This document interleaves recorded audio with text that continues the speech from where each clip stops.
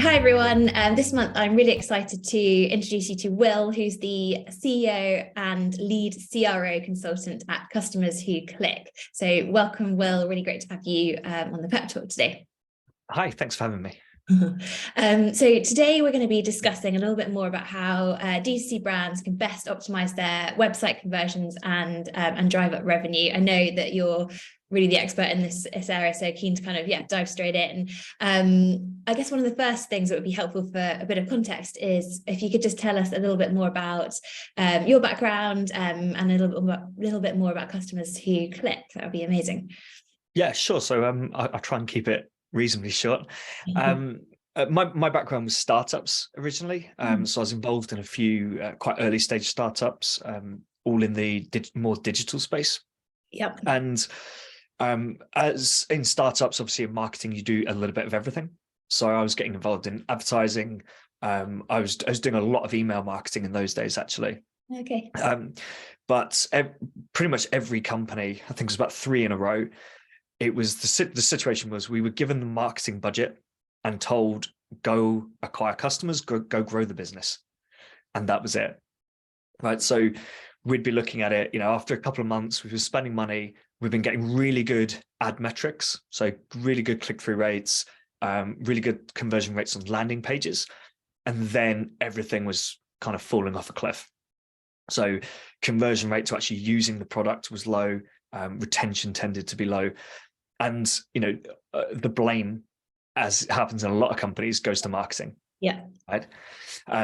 So I started to look at it a lot and say, well, fortunately, so one of the companies was very digital, like literally the entire product was digital, which meant I could look at the data.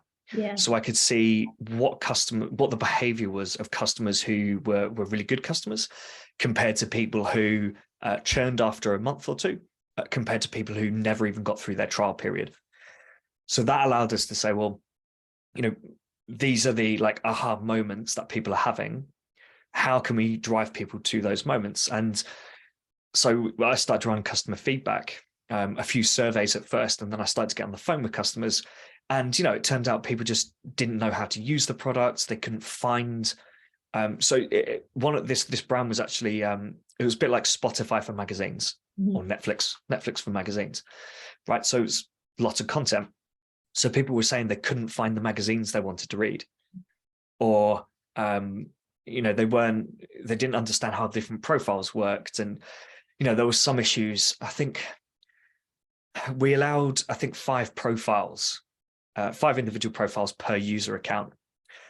And you could have child locked accounts. However, if I remember correctly, there was nothing stopping a child just using the adult account. Okay, yeah. Right, there was no password control or anything like that. So that was another pain point for people. They were saying, well, what is the point in having a profile which has restricted content on it if they can just click onto the profile that doesn't have the restricted content? So all these things kept popping up. And so I started to work more and more with the initially with email, right, to make sure we were educating people properly about how to use the app and how to use the other services in other companies, but then also working with those product teams to say, the reason we're not acquiring people properly, the reason they're not getting through trials, the reason they're not retaining is because the product isn't doing the job. Because at the end of the day, if your product sucks, people aren't going to use it. They're not going to come back. Yeah. Right. And that's the most important thing. You can get loads of people through the door. If the product's rubbish, it's not going to do the job. So that's basically where I first got into CRO. I didn't really know it at the time. I didn't know the term CRO, but I was doing user research, interviews, and working on, looking for these improvements. And we had the ability to A/B test landing pages and things. So I was kind of doing this stuff. Yeah. And then the last company I actually worked at, I was head of conversion there. So I was obviously heavily involved in conversion rate optimization, but also from an email point of view as well. So it was a bit of a strange setup, but we had an email team for conversion, which was all those people who'd signed up but never made a purchase. So our job was to convert those people and own that kind of user experience as well on the website. So Sorry, I was there for about 18 months. Yeah. Left that in November 19. Yeah. And went out on my own. And I've been running Customers Who Click ever since. Amazing. Cool. Yeah, it's interesting having how that your previous companies had the kind of email and CRO intertwined. And actually it makes sense. And that actually leads me quite nicely onto my next question, which is around customer surveys and research, which you touched on, and sort of really how important is that in your opinion in terms of doing that research, having that survey data, and having more of an iterative process when it comes to improving conversion? I have a feeling I know the answer, but I'd love to get your steer on how important that side of things is. Yeah, obviously I'm going to say it's incredibly important. It's probably it's one of the most important things you can do, because this research doesn't just feed into A/B testing. It feeds into pretty much every aspect of the business. If you never speak to a customer and never get any insight from them, you cannot possibly know what messages are going to make them click on an advert, purchase the product, click through on an email, and all that. So, every client we work with, we do a load of customer surveys. Some of them are on site, so exit intent surveys. Some of them are just type form surveys out to the database, and we're looking for from the customers, why did they buy, right? But we're not specifically looking for just it's not just the detail about that product or the website experience or anything we're looking for. It's sometimes it's not even necessarily about that brand at this point. I guess that's the point I'm trying to get across. It's, if you are buying this product, this category of product, what is it you are trying to achieve by owning this product, regardless of the brand? Yeah, don't care about the brand at this point. Just what are you trying to achieve with this product? Yeah. And then for the people who didn't buy, it's what information was missing. We might ask questions around what do you understand about this business and their products. But yeah, essentially it's why haven't you made a purchase? What's held you back at this stage? Yeah, that's really interesting, thinking about it from that much broader top level point of view, to making sure they have all the info and everything they need at that purchase point, rather than it being necessarily about the brand at that stage. It's and from that point of view. I think when you phrase the question like that, it really gets people thinking about the product itself and why they've bought it. Because sometimes if you leave it as why did you buy from brand today, you get things like, oh, I saw their Instagram post. And it's like, okay, well, all right, it's good to know for the marketing team. I'm sure they want to know this stuff, but it doesn't help me at all. I can't use any messaging around that on a website to say, oh, people buy because of our Instagram posts. Interesting. So yeah, it's much more. So someone posted an example on LinkedIn yesterday, actually, which was about some skincare products, and on the product listing page, so their collection page, each product had a kind of what type of skin is this for, and what are you trying to solve with this? Like, what does this product help you with? So on this product page, on the listing page, you can very quickly scan through all these different products, which from an image point of view look exactly the same. Because it's really difficult with an image of a skincare product to really kind of tell people why this is so good. Interesting. I think particularly for products like, as you say, skincare, where there's almost too much choice and it's difficult for people to almost self-diagnose and know where to start. It's about guiding them and giving them that sort of hand-holding to sort of take them through that customer journey, and having that the pain points on there. I can imagine it works really well. I kind of jokingly said I buy the product that's got the coolest bottle, but that's also, honestly, it's not entirely untrue for a lot of people. If all these products look the same, people are they're going to see a bottle that looks a bit more interesting and say, yeah, okay, I'll try that one. Cool. What are the top 3 things in your experience that sort of tend to negatively impact conversion rate, and what can be done to improve them? Okay. So one is a bit more of it's a big topic, and that's quality of traffic. That is, it's the number one influencer of conversion rates. If you're driving rubbish traffic to a website, your conversion rate is going to be bad. And there's nothing you can do on your website to improve that, really, unless you start providing massive discounts or something. So that really is the number one thing people need to get right. And I think it's sometimes what I see happen is a company will hire an agency. That agency is not exactly creative with the numbers, but not entirely honest. Yeah, quite economical with the truth. And so it makes their performance look good. And so they say, well, we're doing everything right. It's the website that's not very good. And then I actually say, well, when you look at the copy they're using in the ads are designed almost like clickbait. I mean, extreme example right now, but it's basically like a clickbait ad, which is going to get clicks, but it's driving rubbish traffic, or they've just targeted some rubbish audiences or something. So yeah, number one would just be the quality of the traffic has to be good. Second thing would be avoiding best practices. Well, sorry, that's a really bad way of putting it. I don't like putting it that way, actually.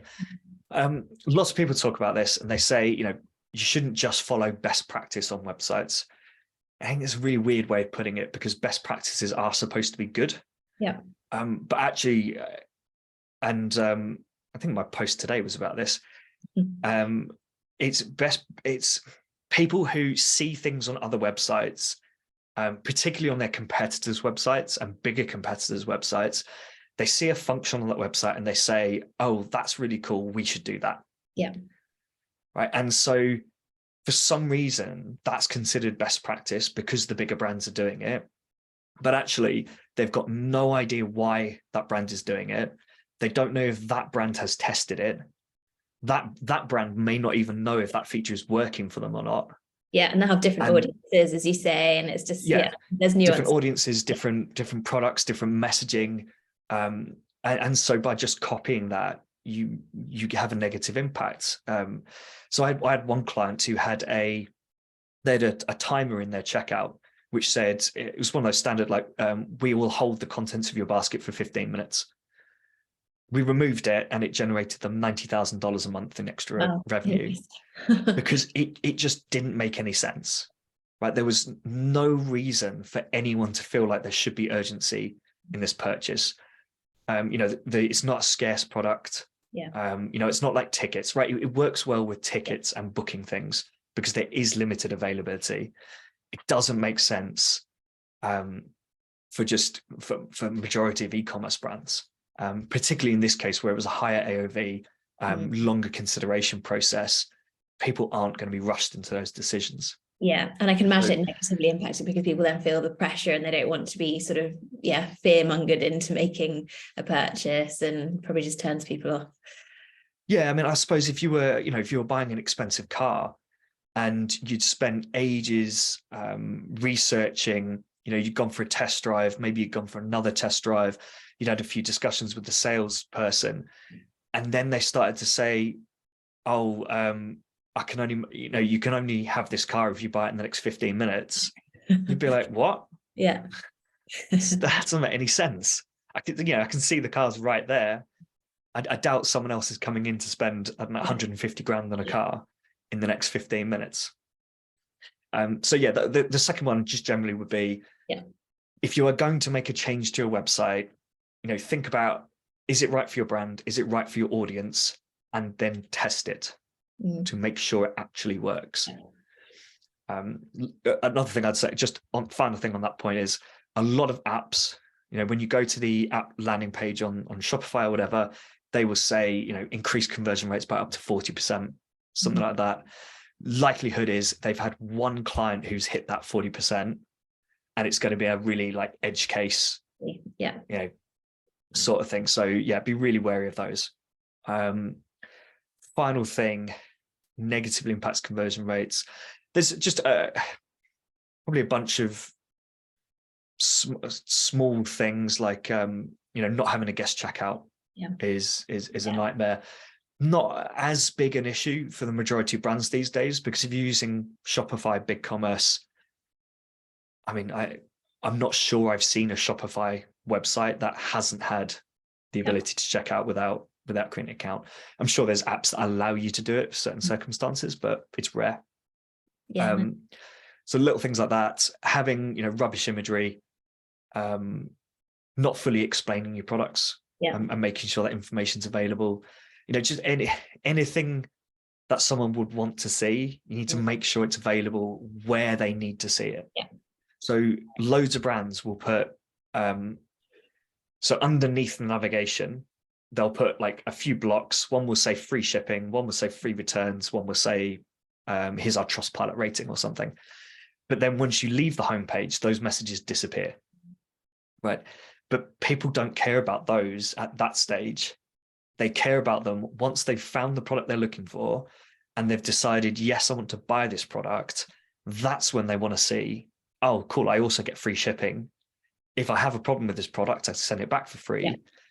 And you guys are highly rated. Yeah. Right. But most brands forget about that. They put this messaging at the front when actually it should be at the back. Yeah, interesting. And I guess that all leads back to your original point around the research and surveys and understanding more about your customer and how they're sort of responding to the site. I mean, I guarantee if everyone listening to this put an exit intent survey on their website and said, what's the number one reason you have not made a purchase today? Every single business will get either a question about shipping or returns. Interesting. Because that information may be available on the site, but it's not available when the customer actually wants it. Yeah. That's fascinating. Yeah, well, that's a perfect takeaway.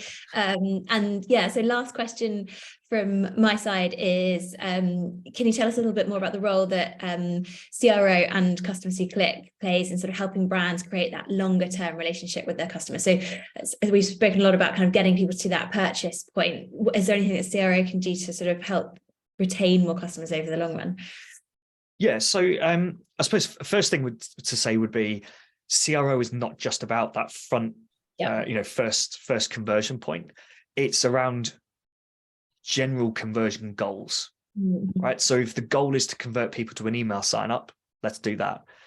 If the goal is to get more reviews, right, that's a conversion rate, right? How many of our purchases can we convert into reviews or referrals? So there's all these other points we can be looking at to say, the insight that we gathered, how can we optimize these experiences to encourage more reviews, more referrals, more, whatever else we want, social media followers, UGC collection, whatever. So there's loads of opportunity anywhere to apply CRO methodology to improve anything. But the other thing I'd say is, assuming that your product is good, right? So assuming the product actually does its job and people are happy with it, which obviously impacts retention, just getting that conversion right in the first place is really important. And what I mean by that is, generally speaking, don't over incentivize it and don't keep discounting, because what you don't want is people are buying because they've got the discount and not because they like the product. Because if you stop discounting, those customers disappear. They are generally, from my experience, less likely to leave a review. They're less likely to refer friends, talk about your business, because they don't care as much, because the only reason they bought is because there's a discount. Yeah. Like I can't think of anything that I buy. Look, I'm just looking around because I've normally got a few subscription products around. I can't think of anything I buy or anything I'm subscribed to because I get a regular discount on it. The things I have done actually, things like meal kits, like HelloFresh, Gusto, that sort of thing. Those are the things that I go back to only if I get a discount, because they've convinced me that there is no reason for me to pay full price. Yeah. It's a slippery slope, isn't it? Once brands start going down that way. Yeah. And I think it's actually really big in the supplements space. So there's a few really big brands who, there's one in particular, I won't say the name, but I get emails. So I think it was around Black Friday, I was getting an email at least once a day, sometimes twice. And it was, Black Friday sale up to 80% off plus an extra 25%. You're like, how are you even making money? Yeah. But then these discounts don't stop after Black Friday. They always are offering, 50, 60, 70% off plus an extra little bit. And it just makes you think, well, why would I ever come back and buy full price? It makes more sense for me as a customer to wait a few more days just to see if that email comes through. Yeah. Or, it probably encourages me to go create a basket and abandon the site because I think I'm going to get a discount from them. Yeah, we've seen that with a couple of brands that we've been working with. Once you go down that route and you start discounting on a regular basis, you're training your customers to expect that discount, and then it's very, very difficult to pull yourself back from it. So as you say, it is a slippery slope. Amazing. I love the key takeaway you mentioned earlier around if everyone listening goes away and puts that exit intent pop up on their site. I think that's brilliant. If anyone takes anything away from this, I think that's a really great one to go and implement. But thank you, Will. That's been really insightful. I think interesting that there is a lot of similarity between email or life cycle and CRO in terms of psychology and getting people to make that next or to convert, whatever the conversion might be. So super interesting. Thank you. It's been great chatting. Thanks for having me. Cool. Thanks, Will.